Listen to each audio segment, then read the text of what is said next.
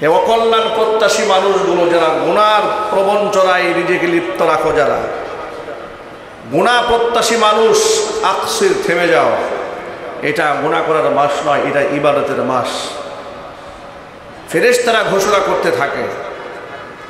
আবু হুরায়রা রাদিয়াল্লাহু তাআলা আনহু হাদিসের রাবি, বর্ণনাকারী সাহাবী হযরত আবু হুরায়রা বলেছেন, নবী করিম সাল্লাল্লাহু আলাইহি ওয়াসাল্লাম বলেন, কুল্লু আমালি ইবনি আদম ইউদাআফুল হাসানাতু বিআশরি আমসালিহা ইলা 700 দুআইফিন। قال الله تعالى إلا الصوم فإنه لي وأنا أجزي به وفي رواية وأنا أجزى به। বর্ণনাকারী সাহাবী হযরত আবু হুরায়রা রাদিয়াল্লাহু তাআলা আনহু বলেন, নবী করিম সাল্লাল্লাহু আলাইহি ওয়াসাল্লাম বলেছেন, রমজানের ইবাদতের মূল্য আল্লাহর কাছে এতটাই বেশি, কুল্লু আমালি বিনি আদম, প্রতিটি আদম সন্তানের আমল কি, ইউদাআফুল হাসানাতু বিআশরি আমসালিহা ইলা 700 দুআইফিন, আমলের সওয়াবগুলো আল্লাহ তাআলা 10 গুণ থেকে বৃদ্ধি করে করে 700 গুণ পর্যন্ত বৃদ্ধি করে দেন। যে কোনো আমল, আদনা থেকে আদনা, ছোট্ট থেকে ছোট্ট, ক্ষুদ্র থেকে অতি ক্ষুদ্র, ক্ষুদ্রাতি ক্ষুদ্র আমলগুলোকে আল্লাহ তাআলা এ মাসে, যার ইখলাস যত বেশি, যার মোহাব্বত যত বেশি, তার প্রাপ্তিও আল্লাহর কাছে তত বেশি। এর মানে হচ্ছে এই 30 পারা কোরআন রমজান মাসে নাজিল হলো, এর তেলাওয়াতের গুরুত্ব রমজানে অপরিসীম। প্রত্যেক রমজানে জিবরাইল আলাইহিস সালাতু ওয়াস সালামকে নবী করিম সাল্লাল্লাহু আলাইহি ওয়াসাল্লাম তার উপর নাজিলকৃত কোরআনের যতটুকু অংশ ছিল, প্রত্যেক রমজানে এটা জিবরাইলকে মুখস্থ করে শোনাতেন। জোরে বলেন আল্লাহু আকবার। দাউর করতেন, আমার জিবরাইল রাসূলকে শোনাতেন, নবী করিম সাল্লাল্লাহু আলাইহি ওয়াসাল্লাম জিবরাইলকে শোনাতেন। রমজানে কোরআন তেলাওয়াতের তো বিরাট আমল রয়েছে। যদি কোনো ব্যক্তি রমজানের বাহিরে এই কোরআন তেলাওয়াত একবার শেষ করে পুরো খতম, সে পাবে 10 গুণ সওয়াব। রমজানের বাহিরে, রমজানের ভিতরে যদি সে এক খতম কোরআন পড়ে, আর সে কোরআনের তেলাওয়াতের মোহাব্বত, ভালোবাসা, আন্তরিকতা, ইখলাস, সওয়াব প্রাপ্তির আশা যদি একেবারে অকুণ্ঠ থাকে, তাহলে এক খতমের বিনিময়ে সে 10 খতম সওয়াব পাবে না, 700 খতম করলে যে সওয়াব হতো, বান্দার আমলনামা আল্লাহ সেই সওয়াব লিখে দেবেন। এই হচ্ছে রমজান মাসের স্পেশাল ফজিলত। এটা অফারের মাস। কিসের মাস বলে বলেন তো ভাই? এটাকে অফারের মাস হিসেবে গ্রহণ করতে হবে। দুনিয়াবি কোনো অফার দেওয়া হলে কোনো কোম্পানির পক্ষ থেকে লোকেরা ঝাঁপিয়ে পড়ে লুফে নেওয়ার জন্য। মেগা শপগুলোতে, মেগা মলগুলোতে সেখানে 10%, 20% যখন ছাড় দেওয়া হয়, ডিসকাউন্ট যখন লিখে দেওয়া হয় ডিসপ্লেতে, দেখবেন কাস্টমারের ভিড় পড়ে যায়, ঠিক না? মেগা মলে যদি সামান্য ডিসকাউন্ট, এবং এটা খুবই ক্ষণিকের, আবার ডিসকাউন্ট সব পণ্যে দেওয়া হয় না, সেখানে দেখবেন সবচেয়ে নিম্নমানের প্রোডাক্টগুলোতে অচল, অকেজু, 2 বছর 3 বছর পরে আছে, কেউ নিচ্ছে না, কিংবা জোড়া মিলছে না, সাইজ মিলছে না, এগুলোর মধ্যে প্রোডাক্টে ছাড় দিয়েছে। সেটা নেওয়ার জন্য লোকেরা হুমড়ি খেয়ে পড়েছে। আর রমজান মাস এটা আখিরাত প্রাপ্তির এমন এক মাস যে এই মাসে আল্লাহ তাআলা প্রতিনিয়ত বান্দাকে ক্ষমা করতে থাকেন। কত সংখ্যক বান্দাকে আল্লাহ ক্ষমা করেন এর হিসাব একমাত্র আল্লাহ পাকের কাছেই জানা আছে। কত সংখ্যক মানুষকে এই মাসে আল্লাহ তাআলা ক্ষমা করে দেন। এই মাসে কোনো বান্দা যদি 1টি টাকা দান করে আল্লাহর পথে, যদি মোহাব্বত বেশি থাকে, সে 700 গুণ সওয়াব পাবে। আরো চিৎকার দিয়ে বলেন সুবহানাল্লাহ। এর মাসে দানের হাতকে সম্প্রসারণ করতে হবে। দানের ক্ষেত্রে কৃপণতা করা যাবে না। আল্লাহর হাবিব বলেন, সেটা যে কোনো আমল হোক, হোক সে নফল ইবাদত, কোরআন তিলাওয়াত, তাসবিহ তাহলিল, জিকির আজকার, দান, সাদাকা, মানুষের সহযোগিতা কিংবা ভালো পরামর্শ, যে আমলই বান্দা করুক না কেন সওয়াব পাবে 700 গুণ। মাঝখান থেকে আল্লাহ রাব্বুল আলামিন বলেন ক্বালাল্লাহু তাআলা, তবে হ্যাঁ হুজুর বলেন আল্লাহ তাআলা বলেছেন ইল্লা সাওম, রোজার বিষয়টা কিন্তু ভিন্ন। এটা আবার তোমরা গুলায় ফেলো না যে রোজা মনে হয় এক রোজার বিনিময়ে 700 রোজার সওয়াব দেওয়া হবে, 700 গুণ দেওয়া হবে। বিষয়টি এমন নয়। পৃথিবীর সমস্ত ইবাদতের প্রাপ্তিগুলো, পরিমাণগুলো কি হবে কোরআন সুন্নাহর মধ্যে পাওয়া যায়। যেমন হজের ব্যাপারে এসেছে মান হাজ্জা লিল্লাহি ফালাম ইয়ারফুত ওয়া লাম ইয়াফসুক রাজাআ কায়াউমিন ওয়ালাদাতুহু উম্মুহু, কোনো ব্যক্তি যদি একমাত্র আল্লাহর জন্য হজ করে আর হজের মধ্যে কোনো প্রকার পাপাচারের মধ্যে সে নিয়োজিত না হয়, বাজে কোনো কথাবার্তা গালিগালাজ সে না করে, হজ প্রাপ্তির বিনিময়ে জান্নাতির এমনভাবে তার জন্য ওয়াজিব হয়ে যাবে। আর এমন অবস্থায় সে হজ থেকে ফিরে আসবে যেমন সদ্য তার মা জমিনে তাকে ভূমিষ্ঠ করেছে। সব একটা প্রাপ্তি, একটা ঘোষণা দেওয়া হলো। যেমন হাজ্জুম মাবরুরুন লাইসা লাহু জাযাউন ইল্লাল জান্নাহ, মাবরুর হজ প্রাপ্তি একমাত্র জান্নাত। এরকম কিছু কিছু ঘোষণা করা হলো। রোজার বিষয়টা কি? রোজার বিষয় এসেছে কাল আল্লাহ তাআলা, আল্লাহ বলেন ইল্লা সোম, রোজার বিষয়ে প্রাপ্তিটাকে তোমরা আন্দাজ করতে যেও না। এটা অনুমান ভিত্তিক কিছু বিষয়, কোনো বিষয় নয়। কারণ ফাইন্নাহু লি ওয়া আনা আজজি বিহি, বান্দা রোজা রাখে একমাত্র আমি আল্লাহর জন্য। বান্দা যেহেতু আমার জন্য রোজা রাখে, এখানে লৌকিকতার কোনো সুযোগ থাকে না। ইয়াদাউ তুআমাহু ওয়া শাহাওয়াতাহু লিআজলি, সে স্ত্রী সহবাস ছেড়েছে আমার কারণে, পানাহার ছেড়েছে আমার কারণে। সুতরাং প্রাপ্তি বিনিময়টা আমি আল্লাহ নিজ হাতে প্রদান করব। সেটা কি প্রদান করব এটা আমার কাছেই থাকলো। এটা আমি বান্দাকে কিয়ামতের দিন পোষায় দেব। চিৎকার দেখো আল্লাহু আকবার।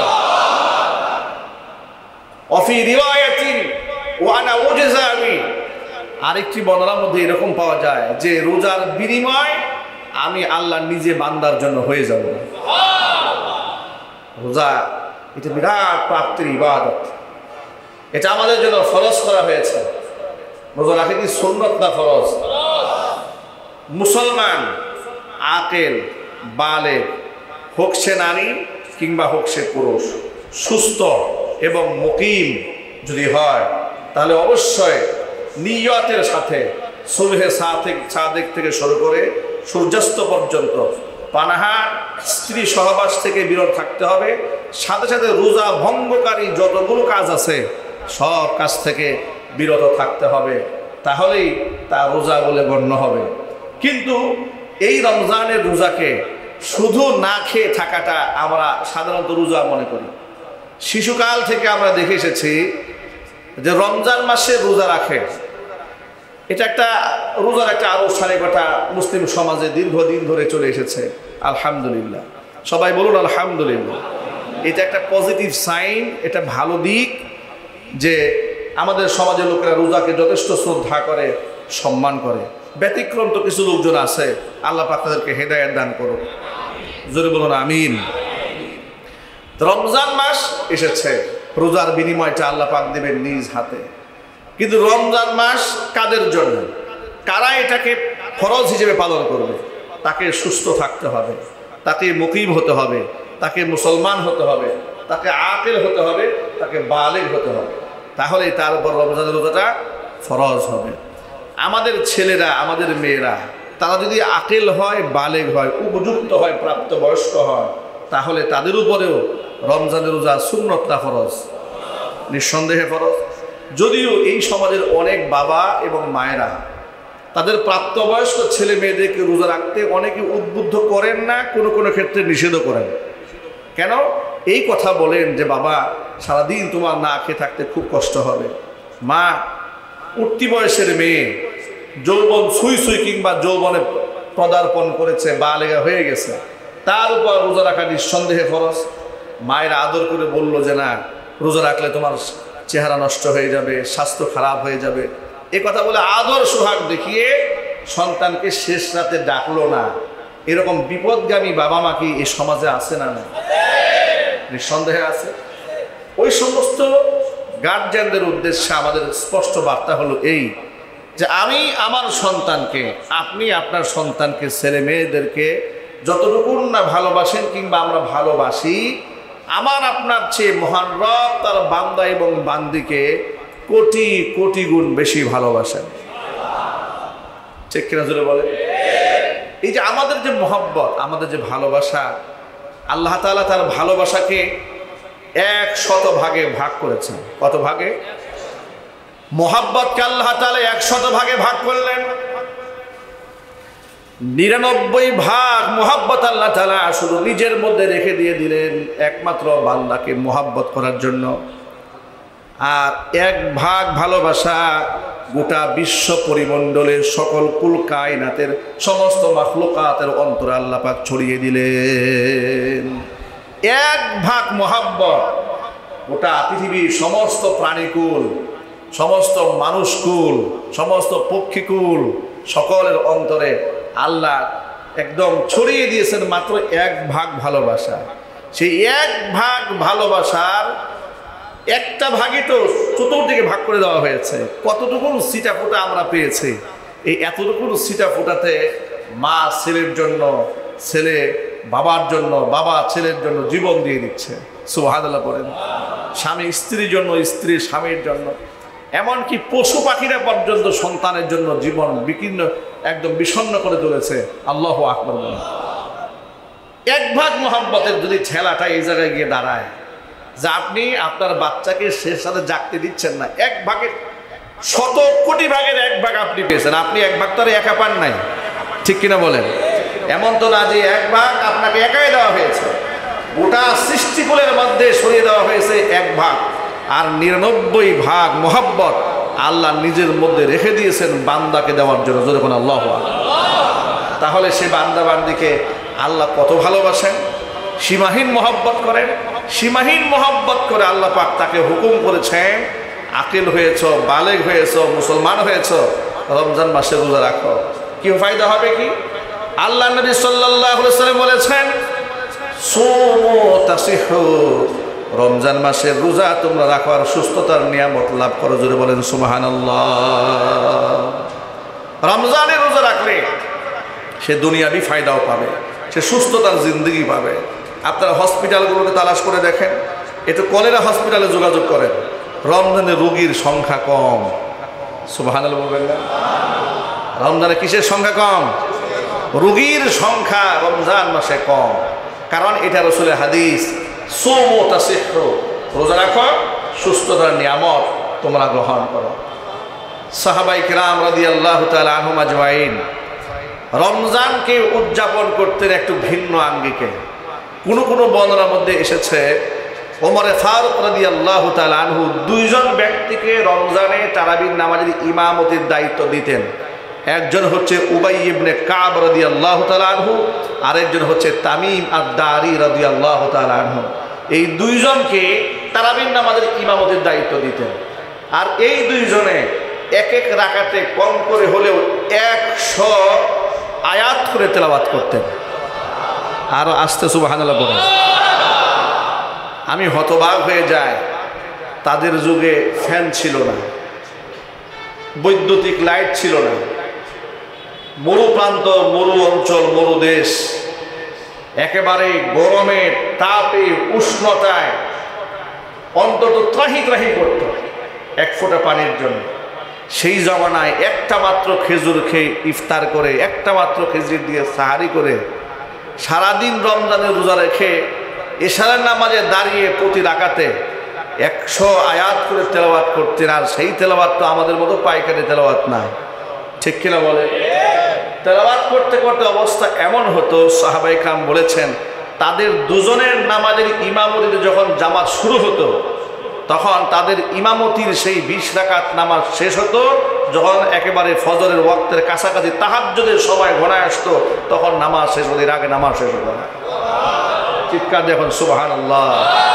মানে সাহারি খাওয়ার সামান্য সময়টা রেখে বাকি পুরো সময়টাকে এইভাবেই তারা নামাজে কাটিয়ে দিত।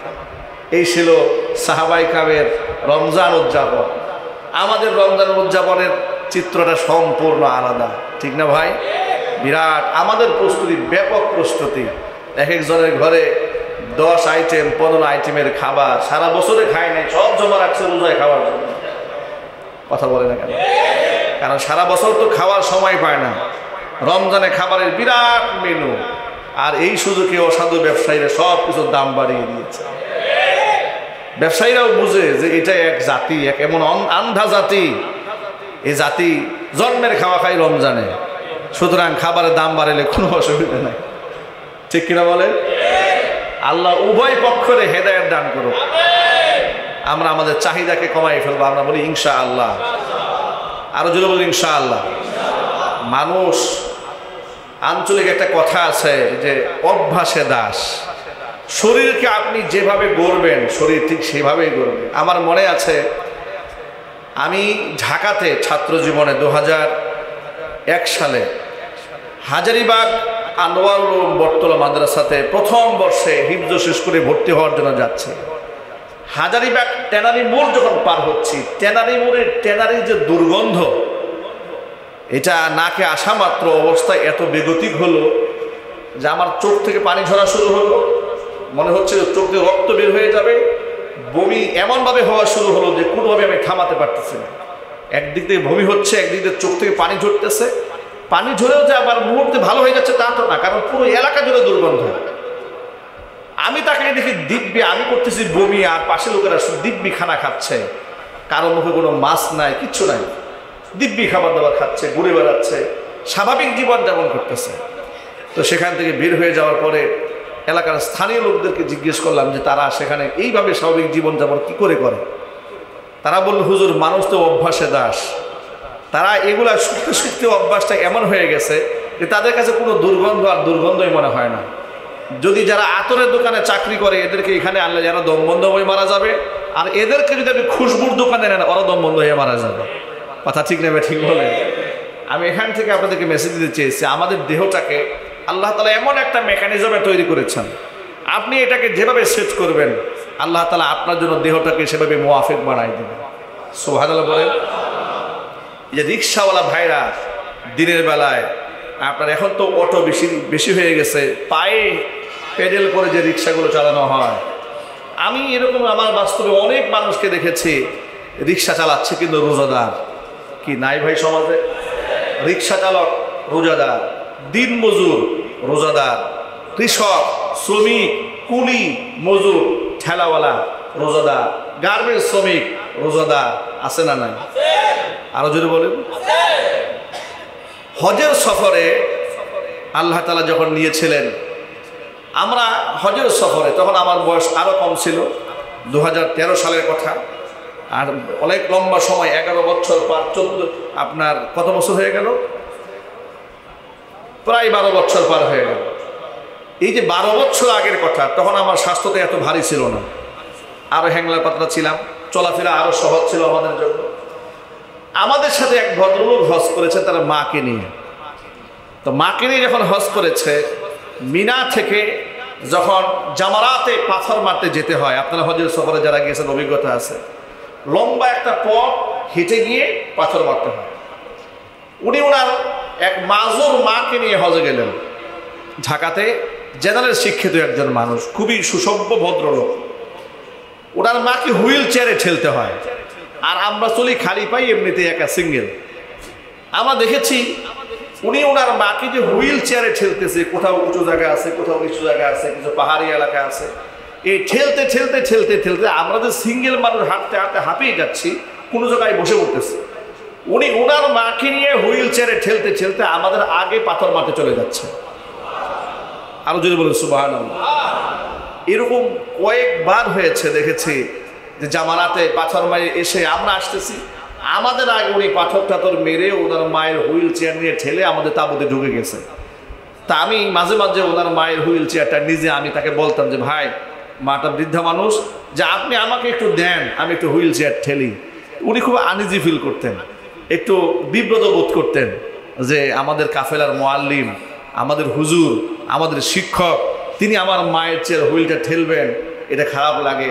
ওরা সুযোগ পেলে আমাদের টাওয়েলটা এগিয়ে দেয়, হুজুর পানিটা এগিয়ে দেয়, আমি চাইছি হুইল চেয়ার ঠেলতে, দিচ্ছে না। আমি বললাম যে ভাই, আপনি তো অনেক সওয়াব কামাচ্ছেন, আমি একটু হেল্প করি আপনাকে হজের সফরে, এটা আমার জন্য একটা সওয়াবের কাজ হবে, আমার একটা মানসিক তৃপ্তির কারণ হয়ে দাঁড়াবে। তিনি আমাকে দিলেন। আমি ঠেলে দেখলাম যে বেশ কষ্ট হচ্ছে। আমি উপলব্ধি করলাম যে আমার কাছে বেশ ভারী বোঝা। আর মনে মনে ভাবতেছি, এই ভদ্রলোক এত লম্বা সময় এই সফরে সে সাই করছে হুইল চেয়ার ঠেলে, তাফ করছে হুইল চেয়ার ঠেলে। আমরা নিচতলাতে তাফ করি, হুইল চেয়ারটা উপরের ফ্লোরে বিরাট লম্বা জায়গা নিয়ে হুইল চেয়ারটা সফর করতে হয়, উনি সেটা তাফ করতেছেন। আমি লক্ষ্য করেছি যতগুলো কাজ উনি করেছেন সমস্ত কাজগুলো আমরা সিঙ্গেলরা যতটুকু না করেছি তার থেকে বেশি উনি হুইল চেয়ার নিয়ে করেছেন। সাহায্য কে করেছেন যদি বলেন তো ভাই?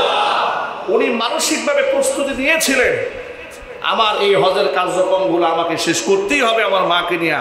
আল্লাহ পাক তার জন্য সহজ করে দিয়েছিলেন। আমরা এখান থেকে সবক নিতে চাই যে আমরা হাজারো কষ্টের মধ্যে যদি আমাদের মানসিক প্রস্তুতিতে এমন হয় যে রমজানে যত প্রচণ্ড খরতাপ হোক না কেন, যত প্রচণ্ড রৌদ্র হোক না কেন, এই রোজা আমাকে রাখতেই হবে।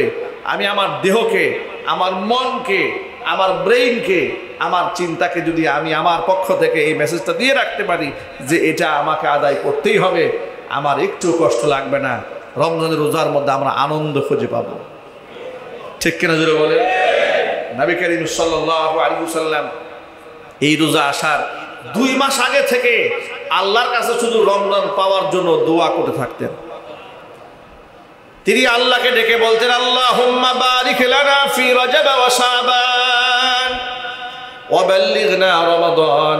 আল্লাহ তাআলা রজবে শাবান আমাদের বরকত দান করো, রমজান পর্যন্ত আমাদের নেক হায়াত দারাজ করে দাও। রমজান মাসে যদি কোনো বান্দা একটি নফল ইবাদত করে, অন্য মাসে আল্লাহ তাআলা একটি ফরজ ইবাদতের সমতুল্য সওয়াব বান্দার আমলনামায় দান করে দেন। রমজান মাসে একটি ফরজ যদি কোনো বান্দা আদায় করে, অন্য মাসে 70টা ফরজের সওয়াব আল্লাহ পাক বান্দার আমলনামায় দান করে দেন। রমজানুল মুবারকের রোজা সম্পর্কে মহান আল্লাহ পাক বলেন, আস-সাওমু লি ওয়া আনা আজজি বিহি। বান্দা রোজা রাখে আমার জন্য, বান্দা রোজার বিনিময়টা আমি আল্লাহ তাআলা বান্দাকে নিজ হাতে প্রদান করব। প্রশ্ন হচ্ছে, আমরা নামাজও করি আল্লাহর জন্য, হজও করি আল্লাহর জন্য, যাকাতও দিই আল্লাহর জন্য, এমনকি যত প্রকারের ইবাদত বন্দেগী যা আছে সব আমরা করি কার জন্য? কিন্তু আল্লাহ তাআলা কোনো একটি জায়গার মধ্যে বললেন না আস-সালাতু লি, আজ-যাকাতু লি, আল হাজ্জু লি, হজ আমার জন্য, নামাজ আমার জন্য, যাকাত আমার জন্য, এভাবে না বলে শুধু রোজার ব্যাপারে কেন বললেন? এর কারণটা কি? এর কারণ হচ্ছে পৃথিবীতে রোজা ছাড়া যত ইবাদত আছে সব ইবাদতের মধ্যে লৌকিকতা করা সম্ভব, একমাত্র ইবাদত রোজা যার মধ্যে লৌকিকতার সুযোগ নাই। ঠিক কিনা বলেন? হজ এটা মানুষকে দেখানোর জন্য হতে পারে, কি পারে না? কথা বলতে পারে না? আমি এই মসজিদে আপনাদের মনে থাকার কথা, সম্ভবত 2015 কিংবা 16 সালে আমরা একটা কেরাত সম্মেলন করেছিলাম, মনে আছে আপনাদের? আন্তর্জাতিক মানের কারি সাহেবরা এখানে তিলাওয়াত করেছিলেন, শেখ আহমদ বিন ইউসুফ আল আজহারি হাফিজাহুল্লাহ সহ অনেক বরেণ্য কারীরা তিলাওয়াত করেছিলেন। ওই সময় আমরা একটা কার্ড ছাপিয়েছিলাম এলাকার বিশিষ্ট ব্যক্তিদেরকে দাওয়াত দেওয়ার জন্য। সেই কার্ডে এই এলাকারই এক স্বনামধন্য ব্যক্তি, আমি নামটা এখন উচ্চারণ করব না, নামের শুরুতে আলহাজ লেখা হয়নি বলে ওই কার্ড নিয়ে আমার এই যে পাশে হুজরাখানা, এখানে এসে আমার কাছে অভিযোগ দায়ের করেছিলেন যে হুজুর, কতবার হজ করলে মানুষ আলহাজ হয়? আমি তখন বললাম যে এই ধরনের কোনো সূত্র তো আমার জানা নাই যে কতবার হজ করলে মানুষ আলহাজ হয়। তখন তিনি আমাকে বললেন যে আমি যতটুকু জেনেছি, একবার হজ করলে হয় হাজি, 3 বার হজ করলে হয় আলহাজ। আমি বললাম এই ধরনের কোনো সূত্র না কোরআনে আছে, না হাদিসে আছে, না ইস্তেলাহি পারিভাষিক অর্থে আছে, কিচ্ছু নাই। তো আচ্ছা, আপনার বক্তব্য পরিষ্কার করে বলেন যে আপনি কি বলতে চাচ্ছেন। তিনি বললেন, হুজুর দেখেন এই যে আমার নাম, আমি 3 বার হজ করেছি, কিন্তু আমার নামের শুরুতে আলহাজটা লেখা হয় নাই, কার্ডে আমার নামের মধ্যে আলহাজ নাই, আমার কি মান সম্মানটা ঠিক থাকলো? কত বড় ইজ্জত আলী, বুঝতে পেরেছেন তো? এটা আমাদের জীবনের বাস্তব অভিজ্ঞতা যে লোকেরা নামের শুরুতে আলহাজ নাই কেন, এই জন্য আমাদের কাছে জবাবদিহিতা করতে এসেছেন। মনে রাখবেন, লোকেরা সবাই আল্লাহর জন্য হজ করে না, সবাই আল্লাহর জন্য উমরা করে না, সবাই গুনাহ মাপের জন্য আল্লাহর কাছে চোখের পানি ফেলে না। চোখের পানি অনেক সময় হয় বুকা ও নিফাক, মুনাফিকের কান্না আছে, চোখের পানি লৌকিকতার কারণেও হতে পারে। কথা ঠিক না ঠিক যদি বলে? চোখের পানি আপনি বলবেন যে চোখের পানি আবার মানুষকে দেখাবার জন্য হয়, আমি বলবো হ্যাঁ হয়, কোরআনে আছে। সুবহানাল্লাহ বলেন। হযরত ইউসুফ আলাইহিস সালাতু ওয়াস সালামকে 10 ভাই যখন কুয়ার মধ্যে ফেলে দিয়েছিল, ইতিহাস তো 6 মাস ধরে ধারাবাহিক, আমার এখানে আপনারা বয়ানে অনেক লম্বা সময় শুনেছেন, ইতিহাস বলবো না। ষড়যন্ত্র করে 10 ভাই মিলে যখন তার ভাই ইউসুফ আলাইহিস সালাতু ওয়াস সালামকে কূপের মধ্যে ফেলে দিল, তখন সন্ধ্যাবেলা বাবার কাছে তারা আসলো। ভাইরা এসে কি বললো শোনেন। বাবার কাছে যখন চলাচলে চলে এলো, ওয়াজাউ আলা قال وجاءوا أباهم عشاء يبكون قالوا يا أبانا إنا ذهبنا نستبق وتركنا يوسف عند متاعنا فأكله الذئب وما أنت بمؤمن لنا ولو كنا صادقين। সন্ধ্যাবেলা 10 ভাই বাবার কাছে এসেছে, ওয়াজাউ আবাহুম ইশাআন ইয়াবকুন, কাঁদতে কাঁদতে বাবার কাছে আসছে, চোখের পানি ফেলতে ফেলতে আসছে। নাউজুবিল্লাহ পড়ে।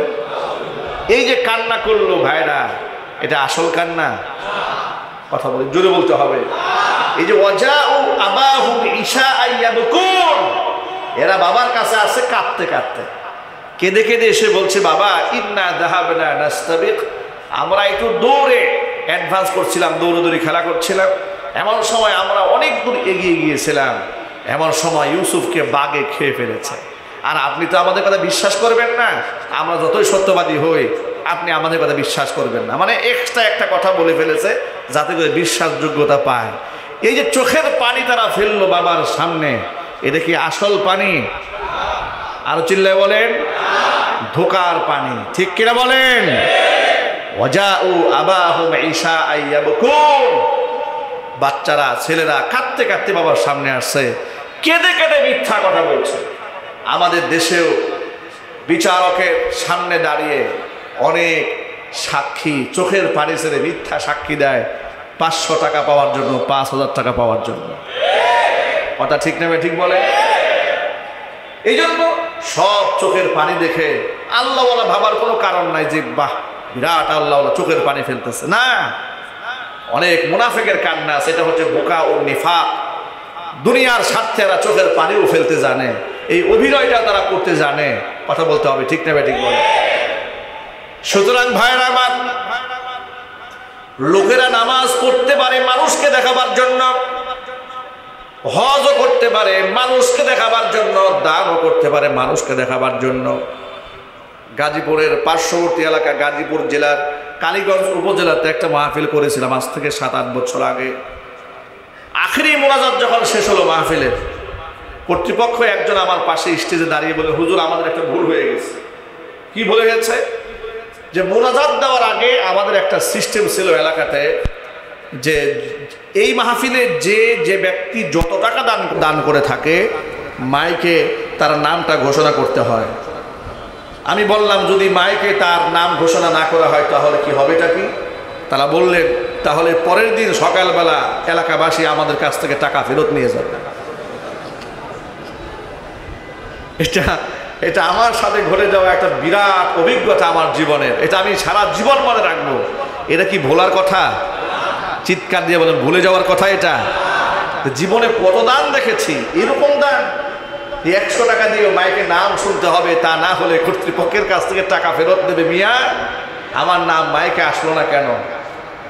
আমরা অনেক সময় দেখি 20 টাকা দিয়ে বারবার বলে, হুজুর নামটা একটু বলেন আমাদের, মানে নামটা চাচ্ছে মাইকে অ্যানাউন্স হয়ে যায়। এই জন্য অনেক সময় জিহরি দান, প্রকাশ্য দান, এটা এর মধ্যে লৌকিকতার সম্ভাবনা থাকে। এই জন্য দান যত গোপনে দেবেন আল্লাহর কাছে সেটা তত প্রিয়, ঠিক কিনা বলেন? কোনো কোনো ক্ষেত্রে প্রকাশ্য দেওয়ার সওয়াব আছে। সেটা কোনটা? আপনি মনে মনে ভাবলেন আমি যদি এখন গোপনে দেই অনেকেই নিরুৎসাহিত হচ্ছে, আমি প্রকাশ্যে দিলে আমাকে দেখে আরো 10 জন উদ্বুদ্ধ হবে। নিয়ত যদি এটা থাকে, আপনার তাকওয়ার লেভেল যদি এই জায়গায় থাকে যে আপনার লৌকিকতা হওয়ার ভয় নাই, সন্দেহ নাই, দিলের খবর কে জানেন? একটু যদি বলতে হবে, দিলের খবর কে জানেন? এটা আপনি জানেন আর আপনার আল্লাহ জানেন। যদি আপনার মনের মধ্যে এতটুকু ধাক্কা আসে যাতে প্রকাশ্য দিলে সব মানুষ দেখতেছে, এলাকাবাসী বলবে হুজুর তো বিরাট দানবীর, বিরাট দানশীল, এই মনোভাব যদি মনের মনে থাকে তাহলে দান যা করছেন ওখানে শেষ, এটার কোনো ফায়দা নেই। বরং কোনো কোনো ক্ষেত্রে একটু সতর্ক হতে হবে। আল্লাহর হাবিব সাল্লাল্লাহু আলাইহি ওয়াসাল্লাম বলেছেন, মান তাসাদ্দাকা ইউরাইন নাসি ফাকাদ আশরাক, যে ব্যক্তি মানুষকে দেখাবার জন্য দান করে সেই ব্যক্তি আল্লাহর সাথে শরীক স্থাপন করে। নাউজুবিল্লাহ বলেন। ওয়া মান সাল্লা ইউরাইন নাস ফাকাদ আশরাকা, যেই ব্যক্তি মানুষকে দেখাবার জন্য নামাজ পড়ে সেই ব্যক্তি আল্লাহর ইবাদত করে না বরং আল্লাহর সাথে শিরিক করে। সুতরাং নামাজ মানুষকে দেখাবার জন্য হতে পারে, পারে কিনা জোরে বলেন, আরো জোরে বলেন। হজ মানুষের জন্য হতে পারে, লোকেরা আমাকে আলহাজ বলবে, হাজি সাহেব বলে ডাক দিবে, বাড়ির সামনে হাজি বাড়ি সাইনবোর্ড লাগবে, ইত্যাদি হতে পারে, আছে না নাই? আরো জোরে বলেন। 3 নাম্বার, যাকাত দান সাদাকা মানুষকে দেখাবার জন্য হতে পারে। এলাকার মধ্যে মাইকিং করে দেয় অমুক বাড়িতে যাকাতের অর্থ বিতরণ করা হবে। ভণ্ডামির একটা সীমা থাকা উচিত, কথা বলে না কেন? আপনি যাকাত দেবেন, এটা কি মাইকিং করা খুব দরকার? চিৎকার দিয়ে বলেন। সাইনবোর্ড লাগাই দেওয়া খুব দরকার? আপনি কত টাকার যাকাত দেবেন? কয় হাজার কোটি টাকা দেবেন? আপনি কত হাজার কোটি টাকা দেবেন? গোপনে আপনি 1 রাত দিলেও আপনি গোষ্ঠী সহ দিতে পারবেন, কথা বলে না। আপনার বাড়ি সহ বিক্রি করে দেবেন, কেউ জানবে না। তো মাইকিং কেন করলেন? এলাকাবাসীকে দেখাচ্ছেন যে আমি বিরাট দানশীল, আমি যাকাত দেই প্রতি বছর, এগুলো দেখাচ্ছেন। আবার সিরিয়াল ধরাচ্ছেন যে সিরিয়াল ধরেন, কাপড় দিয়ে শাড়ি দিচ্ছি। এই সব ভণ্ডামি বাদ দিতে হবে, কথা বলতে হবে, ঠিক কিনা বলেন? সব ভণ্ডামি। বিভিন্ন দোকানের মধ্যে লেখা থাকে এখানে যাকাতের শাড়ি পাওয়া যায়, যাকাতের লুঙ্গি পাওয়া যায়, যে দোকানে লেখা থাকবে কিচ্ছু কিনবেন না ভণ্ডের কাছ থেকে। এই অসাধু ব্যবসায়ী, কিসের যাকাতের শাড়ি, কিসের যাকাতের লুঙ্গি? ইসলামের এই ভাগাভাগি পেয়েছেন কোথায় আপনি? যাকাতের শাড়ি লুঙ্গি। আমি চৌরাস্তাতে গিয়েছি গ্রামের মানুষের জন্য কিছু কাপড় টাপড় কেনার জন্য 2 বছর আগে। চৌরাস্তার এক বড় ব্যবসায়ী আমাকে বলে, হুজুর আপনি গ্রামে যাকাত টাকাত দেন না? দেই তো। হুজুর আমার কাছে কিন্তু কম দামে যাকাতের ভালো কাপড় আছে। আমি বললাম, মিয়া কম দামে যাকাতের ভালো কাপড় আছে মানে দাম কত? আমি তার ভিউটা নিচ্ছি, সে আমাকে আসলে কি রিভিউ দিচ্ছে এখান থেকে। তিনি বললেন, হুজুর 300 টাকা দামের শাড়ি, কয় হাজার লাগবে বলেন, আমি দিয়ে দিব আপনার। আমি খুব অবাক হয়ে গেলাম, যেখানে 700-800 টাকার শাড়ি হলে একটা মানসম্মত কাপড় হয়, পরা যায়, 300 টাকা দিলে ভালো গামছাও পাওয়া যায় না, কথা বলেন। একটা ভালো গামছা কিন্তু 400 টাকা লাগে, তো 300 টাকা দিয়ে আমাকে শাড়ি দিয়ে দিবি 12 হাতের কাপড়, তো সে তার মধ্যে কি সুতো থাকবে না রং থাকবে? থাকবে এটা, কথা বলেন আপনারা, কি থাকবে বলেন? একটা সাইনবোর্ড থাকবে হুজুর একটা শাড়ি দিয়েছে, ঠিক ঠিক কিনা বলেন? এই ভণ্ডামি ছাড়া তার কিছু না। আমি তাকে বললাম যে না ভাই, আমি এগুলো কিনি না, এক কাজ করেন, আমাকে আপনি যে 900 টাকা দামের শাড়ি যেগুলো আছে শাহী প্রিন্টের, এগুলো দেন আমাকে। বলে এগুলো দিয়ে আপনি কি করবেন? আমি বলছি এগুলো আমি গ্রামের গরিবদেরকে দিব। তুই আমার দিকে হতবাক হয়ে তাকিয়ে বলেন, হুজুর আপনারে আমি একটা লোক দেখলাম যে গ্রামের লোকদের জন্য আপনি 900 টাকা দ্বারা শাড়ি কিনেন, এই চৌরাস্তার 4-5টা বাড়ির মালিক, সে আমার কাছ থেকে গতকালকে 300 টাকা দামে শাড়ি নিয়ে গেছে 1000। আমাকে বলতো যে আমার কাছ থেকে সে 1000 শাড়ি নিয়ে 300 টাকা দিয়ে, আর আপনি শাড়ি কিনে 900 টাকা দিয়ে, আমি কয়জনকে দেবেন? আমি বললাম যে না, আমার অনেক লোক নাই, আমার কিছু লোকজন আছে, তারা সব আমার কাছের আত্মীয় স্বজন, তাদেরকে দেব। আমি বুঝাবার জন্য বলি, মানুষ মানুষকে দেখাবার জন্য এই কাজগুলো করে বেড়াচ্ছে। কথা ঠিক না ঠিক বলে? এই পথে হাত দেবেন না। আপনি রমজান মাসে এই যে যাই দিলেন, 10 টাকা, 5 টাকা, 20 টাকা, 100 টাকা যা দিলেন, যদি মনের মধ্যে এটাই থাকে লোকেরা আমাকে দেখলো, শেষ। আপনি আল্লাহর কাছ থেকে সওয়াব পাবেন তো দূরের কথা, আপনি আল্লাহর সাথে শরীক স্থাপন করলেন। আল্লাহ যেন আমাদের হেদায়েত দান করে, জোরে করে আমিন। এবার আপনারা বলেন, দান করব কার জন্য? হজ করব কার জন্য? যাকাত দেব কার জন্য? যতটা লুকিয়ে পারি ততটা লুকিয়ে দেব, প্রকাশ্যে দেব না। আত্মীয় স্বজনকে মানুষের সামনে টাকা দেব না। তারা আনইজি ফিল করবে, ইতস্ততা বোধ করবে যে দেখো আমাকে গরিব বলে, আমাকে মনে হয় একটু অসহায় হিসেবে আমার দিকে করুণার দৃষ্টিতে তাকাচ্ছে। তার মনের মধ্যে যেন এটা না আসে। আপনি এত সুন্দরভাবে তার কাছে হাদিয়া পৌঁছাবেন, উনি হাদিয়া পাওয়ার পরে খুশিও হবেন, দোয়া করবেন, ওনার আত্মমর্যাদা বোধ যেন ঠিক থাকে। বলেন ইনশাআল্লাহ। ইনশাআল্লাহ বলেন। তাহলে দেখেন, নামাজ আল্লাহর জন্য হতে পারে, আবার মানুষকে দেখাবার জন্য হতে পারে, পারে কিনা? নামাজের উদাহরণটা দিই। নামাজের উদাহরণ হচ্ছে, সারা বছর নামাজ পড়ে না, সারা বছর নামাজ নাই, ফরজ নাই, সুন্নাত নাই, ওয়াজিব নাই।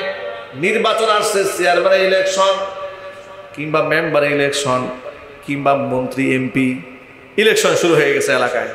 দেখবেন সব প্রার্থীরা মাথায় টুপি টাপি দিয়ে, একদম সাদা ধবধবা ইন্ডিয়ান ধুতি কাপড় দিয়ে, পাঞ্জাবি পরে একদম সামনে মিম্বারে এসে, আসসালামু আলাইকুম মুসল্লি ভাইরা। আছে না নাই? একটু জুড়ে বলেন আপনারা, আছে না? এখন আপনি বলেন, ওর যে নামাজ, ওর যে মাথার বর্তমানে টুপি, এটা আল্লাহর জন্য, আল্লাহ রসুলের জন্য, না মানুষকে ধোকা দিয়ে বোকা বানাবার জন্য? মানুষের ধর্মীয় সিমফিতি নিয়ে কিছু মার্কার মধ্যে ভোট পাওয়ার জন্য এই ভণ্ডামি করেছে। কথা ঠিক নেবে ঠিক বলে?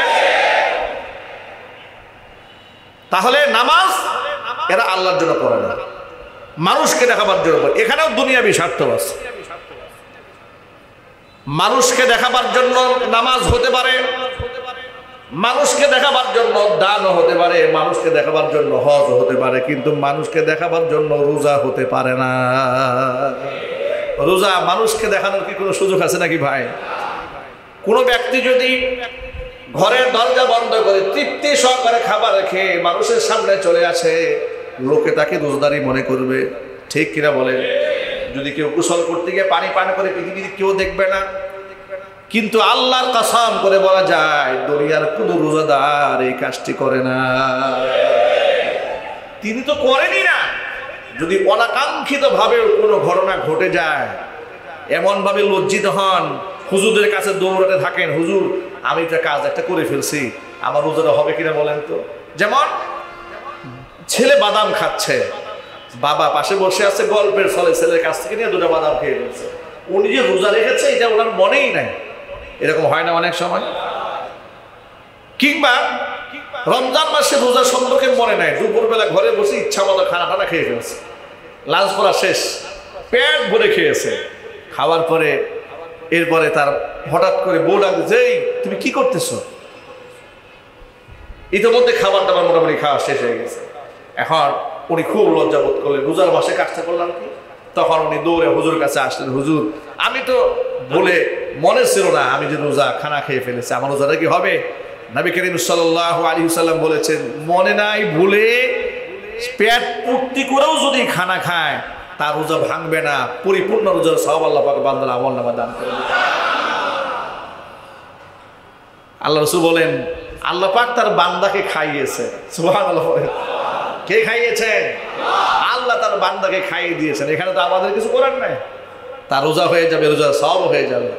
ভুলে ওযু করতে গিয়ে আপনার একটা হচ্ছে ভুলে হয়ে যাওয়া, আর একটা হচ্ছে মনে না থাকা, দুই জিনিস। ভালো করে শোনেন। ওযু করতে গেছেন, আপনি জানেন আপনি রোজাদার, হঠাৎ করে মুখে পানি ঢুকে গেছে। আপনি জানতেন আপনি রোজাদার, কিন্তু অসতর্কতার কারণে পানি ঢুকে গেল, সেটা এক জিনিস। আর মনে নাই পানি খেয়েছেন, সেটা আরেক জিনিস। যদি মনে নাই পানি খেয়েছেন, রোজা ভাঙবে না, রোজা কাজাও করতে হবে না।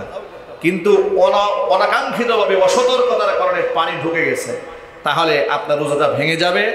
ভেঙে যাওয়ার অর্থ এই না যে তাহলে ভেঙেই যেহেতু গেছে বাকি সময়টা একটু ভাত টাত খাইয়া একটু হৃষ্টপুষ্ট হয়ে যায়, তার কোনো সুযোগ নেই। আপনাকে না খেয়ে থাকতে হবে, ইফতার পর্যন্ত ইফতার করবেন, কিন্তু এই রোজাটা শুধুমাত্র রমজানের পরে আপনি একটা রোজা কাজা করবেন, কাফারা দিতে হবে না। রোজা রেখে বিনা কারণে শারঈ উযর ছাড়া যদি আপনি ইচ্ছাকৃতভাবে রোজাকে ভেঙে ফেলেন, তাহলে কাজা কাফারা সহ 61টা রোজা রাখতে হবে। কতগুলো? 61টা রোজা রাখতে হবে। তা না হলে রমজানের একটি রোজার বিনিময়ে আপনি ভাঙার কারণে যে অপরাধী হবেন, এর ভয়াবহ শাস্তি বড় মারাত্মক। আল্লাহ তাআলা আমাদেরকে হেফাজত করুক, জোরে করে আমিন। ভাইরা আমার, মূল বক্তব্যে ফিরে আসি। হাদিসের অংশের ব্যাখ্যায় বোঝা গেল নামাজ আল্লাহর জন্য হতে পারে, আমার নামাজ বান্দার জন্য হতে পারে। কথা বলতে হবে, ঠিক কিনা? নামাজ অনুরূপভাবে হজ আল্লাহর জন্য মানুষ করতে পারে, আবার মানুষ হাদি সাহেব বলবে এই জন্য লোকেরা করতে পারে। এই জন্য নামাজের ব্যাপারে আল্লাহ পাক বলেন নাই যে আসসালাতুলি আল হাজ্জুলি ওয়াজ যাকাতুলি। রোজার ব্যাপারে আল্লাহ রাব্বুল আলামিন বলেন আস-সাওমুলি, রোজা আমি আল্লাহর জন্য। ইয়াদা তাআমাহু ওয়া শাহাওয়াতাহু লিয়াজলি, বান্দা একমাত্র আমার খুশির জন্য স্ত্রী সহবাস থেকে পানাহার থেকে বিরত থেকেছে। বান্দা যেহেতু আমার জন্য না খায় থেকেছে, বান্দার বিনিময়টা কিয়ামতের দিন আমি আল্লাহ তাআলা নিজ হাতেই প্রদান করব। ওয়া আনা উজযা বিহি, বান্দা এই ইবাদতের বিনিময় আমি আল্লাহ নিজেই বান্দার জন্য হয়ে যাব। কোন সুবহানাল্লাহ! এত বড় সওয়াব, এই রোজাটা কি বাদ দেওয়া যাবে? রোজা সবগুলি রাখবো, আমরা বলি ইনশাআল্লাহ। কারা কারা রাখবেন? দু হাত দেখতে চাই। আল্লাহ আমাদের সকলের হাতকে তুমি কবুল করে নাও, জোরে করে আমিন। সকলের সাহারি তারাবি ইফতারকে তুমি কবুল করে নাও। আমাদের জিন্দগির গুনাহ খাতা আল্লাহ তুমি মাফ করে দাও। হাত নামান। রোজার মাসে নিজেরাও রোজা রাখবো, সন্তানদেরকে নিয়ে রোজা রাখবো, বলেন ইনশাআল্লাহ। নিজের উপযুক্ত ছেলে মেয়েকে রোজা ভাঙতে দেবেন না, রোজার প্রতি তাদেরকে শ্রদ্ধাশীল বানাবেন, তাদেরকে সম্মানবোধ শেখাবেন রমজানের রোজার ব্যাপারে। আল্লাহ পাক আমাদের তৌফিক দান করেন। কোনো ভণ্ড মিথ্যুক প্রতারকদের কথায় কান দিবেন না। কদিন আগে শুনলাম এই মাজার পূজারী এক ভণ্ড, ইউটিউবে বক্তব্য খুব ভাইরাল হয়েছে, ফেসবুকে ভাইরাল হয়েছে, বলতেছে যে 30 পারা কোরআনে নাকি রোজার কথা কোথাও নাই। নাউজুবিল্লাহ, জোরে বল, আরো জোরে বল নাউজুবিল্লাহ। এই ধরনের অশিক্ষিত মূর্খ ভণ্ডরা সমাজের মধ্যে বিতর্ক সৃষ্টি করে, এমনকি সাধারণ মানুষকে ধোঁকা দিয়ে বোকা বানাবার জন্য বলছে যে এই যে আপনি আত্মাকে কষ্ট দিচ্ছেন, পেটের মধ্যে যে কৃমিগুলো আছে, ক্ষুধার যন্ত্রণা নাকি ছটফট করতেছে। মূর্খতা এবং ভণ্ডামি একটু একটা মাত্রা থাকা উচিত। এই ধরনের কথাবার্তা বলে এগুলো আবার অনলাইনে ছাড়ে, লক্ষ লক্ষ মানুষ এগুলো দেখে, শুনে, অযৌক্তিক কুযুক্তি বক্তব্যগুলো শোনে। পেটের কৃমি নাকি কিয়ামতের দিন আল্লাহর কাছে যদি বলে যে আল্লাহ আমারে না খায়া কষ্ট দিছে, তাহলে তুমি তার বিচারটা করো, তো রোজাদার আল্লাহর কাছে কি জবাব দেবে? নাউজুবিল্লাহ পরে। এই ধরনের শয়তানি কথাবার্তা এরা কোথার থেকে শিখেছে, কে এদেরকে শেখায় আমি জানি না, আমার জানা নাই। শুধু আমার জীবনে ঘটে যাওয়া একটা ঘটনা আছে, অনেক দিন আগের কথা। আমি তখন কাদের মার্কেট বাজার মসজিদে, আমি তখন জুমার নামাজে খুতবা দিই, বুটবাজার আসার আগে দিয়ে। ওই এলাকার চট্টগ্রামের মাইজভান্ডারের এক মুরিদ, তিনি রমজান মাসে প্রকাশ্যে সিগারেট পান করে ধূমপান করতেছে, মসজিদের সামনে দিয়ে যাচ্ছে। আমার বাবার বয়সী লোক, কালো করে মানুষ, তো দেখে মিজাজটা একটু খারাপ হয়ে গেছে। তখন বয়সের ভারসাম্যতা এত ছিল না, আমি তাকে বলেই ফেললাম যে চাচা আপনার লজ্জা হয় না একটু? এই ভাষায় বলেছিলাম, আপনার কি শরম নাই? আপনি যে এই যে বয়সে রমজান মাসে মসজিদের সামনে দিয়ে সিগারেট টানতেছেন, আপনাকে একটু লজ্জা হয় না, শরম হয় না আপনার? আমাকে কি জবাব দিয়েছিল শোনেন। আমাকে জবাব বলেছিল, তোমার তো বয়স কম আর তুমি হচ্ছে শরীয়তের হুজুর, তুমি এটা বুঝবা না। আমার হলো বয়স কম, আমি শরীয়তের হুজুর, আমি এটা বুঝবো না। এটা মারিফতের, এটা আধ্যাত্মিক ব্যাপার, এটা তরিকতের ব্যাপার। তবে তুমি ছোট মানুষ, তোমাকে একটা কথা বলে রাখি, আমাকে সবক দিচ্ছে, একটা কথা বলে রাখি, আত্মাকে কষ্ট দিয়ে রোজা রাখা জায়েজ নাই। এই হচ্ছে ফতোয়া। এই ফতোয়ায় আমল করে তারা খাচ্ছেন গাঁজা, খাচ্ছেন সিগারেট, নাউজুবিল্লাহ জুড়ে পড়ে। আবার তাদের পিছনে কিছু লোকেরা, বিপদগামী লোকেরা ঘুরে, কোরআন বোঝে না, সুন্নাত বোঝে না, এদের কথা আবার শোনে। আল্লাহ যেন আমাদের সকল ভাইদেরকে হেফাজত করেন। আমার দৃঢ় বিশ্বাস, আলহামদুলিল্লাহ, এই মসজিদে নামাজে যারা আসে তারা আল্লাহ রহমতে এই ধরনের আকীদায় বিশ্বাসী নয়, ঠিক কিনা বলেন? যারা এই ধরনের বদ আকীদায় বিশ্বাসী, ওরা নামাজও পড়ে না, ওরা রোজাও রাখে না, এরা হজও করে না, এরা যাকাতও দেয় না। এরা শুধু একটা কথাই বলে, কাবাই আমার বাবা, বাবাই আমার কাবা। নাউজুবিল্লাহ পড়ে। আল্লাহ হেফাজত করে, জোরে কোন আমিন। আমরা রোজা রাখবো কার জন্য? আর প্রাপ্ত বিনিময় পাবো কার কাছ থেকে? আল্লাহ যেন কবুল করেন, জোরে কোন আমিন। নিজেরাও রাখবো, সন্তানদেরকেও রাখবো। আল্লাহ তাআলা যেন রমজানের সবগুলি রোজা, সাহারি, তারাবি, ইফতার সুন্নাহ মোতাবেক পালন করে। খাওয়াটা ফরজ নয়, সাহারি খাওয়াটা সুন্নাহ। সাহারি খাওয়া কি? বরকতপূর্ণ সুন্নাহ। একবারে সামান্য হলেও আপনি একটা খেজুর হলেও খান, এক গ্লাস পানি পান করে হলেও আপনি সাহারিটা করেন, বাস সুন্নাহ, এটা আপনি আদায় করে নেবেন। কারণ হচ্ছে ইহুদিরা তারা সাহারি খায় না, তারাও রোজা রাখে, কিন্তু তাদের কোনো কি নাই, সাহারি নাই। মুসলমানদের সাথে ইহুদিদের রোজার পার্থক্য এখানে, অমুসলিম যারা হিন্দু তারাও না খেয়ে থাকে দিনের বেলায়, এদের বলা হয় উপোস, বলা হয় উপোস থাকে। তারা দেবদেবীর নামে উপোস থাকে, তাদের উপোস আর আমাদের রোজা কি এক জিনিস না। তারা দেবদেবীর নামে শুধুমাত্র উপোস থাকে, না খেয়ে থাকে, সাহারি খায় না। আমাদের যে না খেয়ে থাকাটা, এটা একদিক থেকে নিয়তের সাথে হয়, দুই দিক থেকে শুধু না খেয়ে থাকার নামই রোজা নয়। না খেয়ে থাকার সাথে চোখের হেফাজত করতে হবে, লজ্জাস্থানের হেফাজত করতে হবে, জবানের হেফাজত করতে হবে। এসব রোজাকে পরিপূর্ণ করে তোলে। যদি আপনি রমজান মাসে জবানের হেফাজত না করে গীবত করেন, হাদিস শরীফে এসেছে যেই ব্যক্তি গীবত করলো সেই ব্যক্তি নিজের রোজাকে ভেঙে ফেললো। গীবত করার সাথে সাথে রোজা ভেঙে যায়, নাউজুবিল্লাহি মিন যালিক।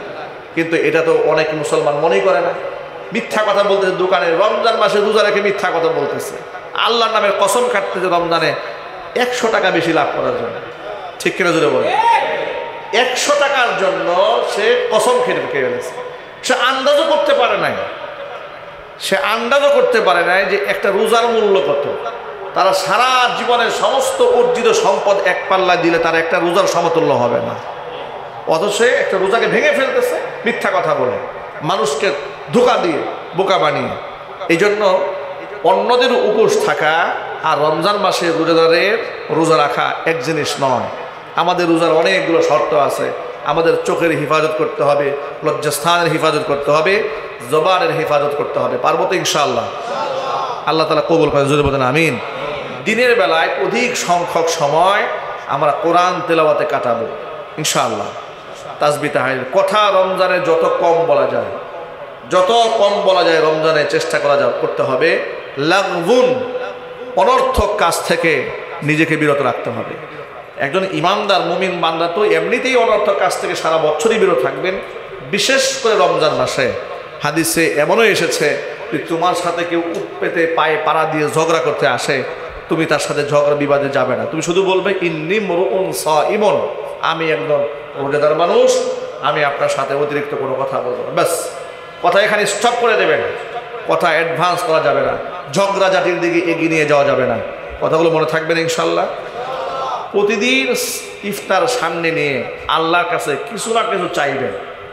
প্রতিদিন ইফতার সামনে রেখে ওটা দোয়া কবুল হওয়ার একটা গোল্ডেন মোমেন্ট, একটা সুবর্ণ সুযোগ আপনি চাইলেই পাবেন।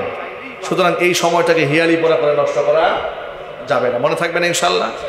সাহারির সময় আপনি 2 রাকাত পারেন, 4 রাকাত পারেন, আপনি তাহাজ্জুদের নামাজ পড়ে নেন। সময় আছে আপনার হাতে, 5 মিনিট সময় পেয়েছেন, 10 মিনিট সময় পেয়েছেন, 2 রাকাত কিংবা 4 রাকাত আপনার যা মনে চায় আপনি পড়ে নিলেন। এটা একটা সুবর্ণ সুযোগ। আর রাত্রি জাগরণে এই সময়টাকে সারা বছরের একটা অভ্যস্ত নিজেকে করে নেওয়া যায়। যদি আমরা এখন প্রতিদিন 3টে, 3:30 বাজে আমরা উঠতেছি, 4টা বাজে আমরা উঠতেছি, এটাকে যদি আমরা একটা অভ্যাসে 1 মাস যদি ধারাবাহিক এটা কন্টিনিউস করি, এটা একটা অভ্যাস হয়ে যাবে না? রমজানের পরেও আমরা এই সময় উঠবো, প্রতিদিন 2 রাকাত 4 রাকাত আমরা প্রতি রাতে আমরা তাহাজ্জুদে নিজেকে অভ্যস্ত বানাবো ইনশাআল্লাহ। আল্লাহ যেন কবুল করেন। আর প্রচুর পরিমাণ দানের মাত্রা বাড়িয়ে দিবেন। ফকির হোক, মিসকিন হোক, আত্মীয় স্বজন হোক, অভাবগ্রস্ত ব্যক্তি হোক, ঋণগ্রস্ত ব্যক্তি হোক, যাকে যেভাবে পারেন রমজান মাসে প্রচুর পরিমাণ দান করবেন। কারণ রমজানের দান আর অন্য সময়ের দান কিন্তু সমান নয়, ঠিক কিনা বলেন? এটা অফারের মাস, এটাকে আমরা কাজে লাগাবো। আল্লাহ তাআলা যেন তৌফিক দান করেন। ব্যাগগুলো নিচে পাঠিয়ে দেন। হ্যাঁ, আলহামদুলিল্লাহ মসজিদে প্রতিদিন ইফতারের আয়োজন হচ্ছে আপনাদের জন্য। আলহামদুলিল্লাহ বলেন। আপনাদের দাওয়াত থাকলো, প্রতিদিন ইফতারের আয়োজন হচ্ছে মসজিদে, মানসম্মত ইফতারের আয়োজন হচ্ছে। আপনাদের যাদের সুযোগ হয় তারা মসজিদে এসে ইফতার করে। রমজানুল মুবারকের খাতমে তারাবির নামাজের যে আমাদের ইমাম সাহেব আছেন, হাফেজ সাহেব আছেন, তাদেরকে আমরা সম্মানজনক একটা হাদিয়া দিয়ে থাকি। আলহামদুলিল্লাহ আমরা হাস্যোজ্জ্বল চেহারা নিয়ে খুশি মনে আমরা হাদিয়ার মধ্যে সামিল হব। আমরা বলি ইনশাআল্লাহ। ব্যাগগুলো কাতারে কাতারে দেওয়া আছে, আমরা কি হাদিয়াতে সামিল হতে পারবো না ইনশাআল্লাহ? অল্প সময়, সর্বোচ্চ 5 মিনিটের মধ্যে আপনারা প্রত্যেকটা কাতার থেকে দায়িত্বশীল ভাইরা চলে যান।